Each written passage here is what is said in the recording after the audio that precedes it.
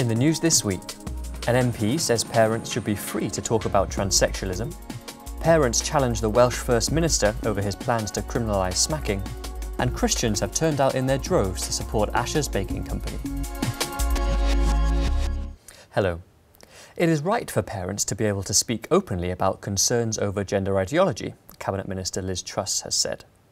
In a tweet, Truss backed the head of Mumsnet, Justine Roberts, for defending free speech on the Parents platform at a time of intense debate.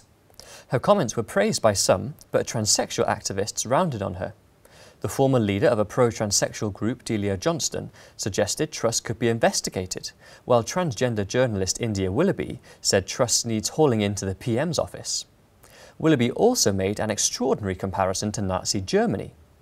The Sunday Times, Daily Mail and, wait for it, Mumsnet are hounding trans women in the same way Hitler went about stigmatising Jewish people. The Welsh First Minister has acknowledged that he smacked his own children, but vowed to press on with criminalising parents who do so now.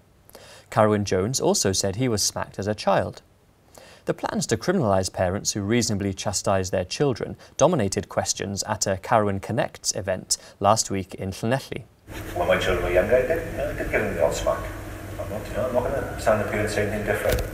But I'm not going to pretend to use love, I pretend that, because it's a loss of temper, to my mind.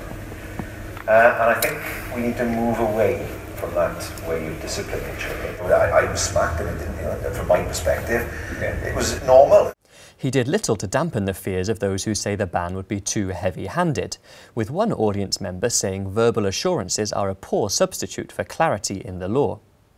Be Reasonable Wales, a campaign group which supports parental freedom, said the event demonstrated the breadth of opposition to the government's plans. A 2017 poll for the group showed 76% of Welsh adults think smacking should not be a criminal offence. MPs are making a final demand for the government to cut the maximum stakes for addictive betting machines to £2, after the Treasury reportedly dropped its opposition to the measure.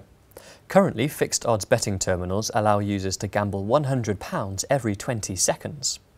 The government has decided this will be cut to between £50 and £2, but is yet to make a final decision.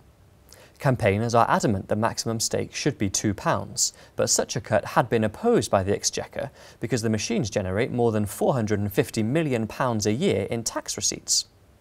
However, it is estimated that problem gambling could cost the government as much as £1.5 billion per year.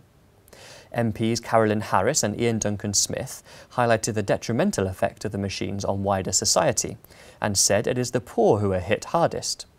It is morally questionable that the government derives significant gaming duty revenue from those who can least afford it. And finally, supporters of Asher's Baking Company have turned out in their droves at Christian Institute meetings in Northern Ireland. Over 1,500 people came to events in the run-up to the Supreme Court hearing in Belfast. Judges in the UK's highest court will decide whether Asher's broke the law when it declines to bake a cake with a pro-gay marriage campaign slogan in 2014. The Christian Institute has been helping the MacArthur family, who own and run Asher's, since the case began, and will continue to do so throughout the Supreme Court appeal process. At the public meetings, hundreds of supporters heard how the implications of the case will impact upon real people from all walks of life. They were reminded that God must be glorified in every area of our lives, not just in our church attendance. Well, that's all for this week. For regular updates and information on all of our stories, plus much more, visit our website at christian.org.uk. Until next time, goodbye.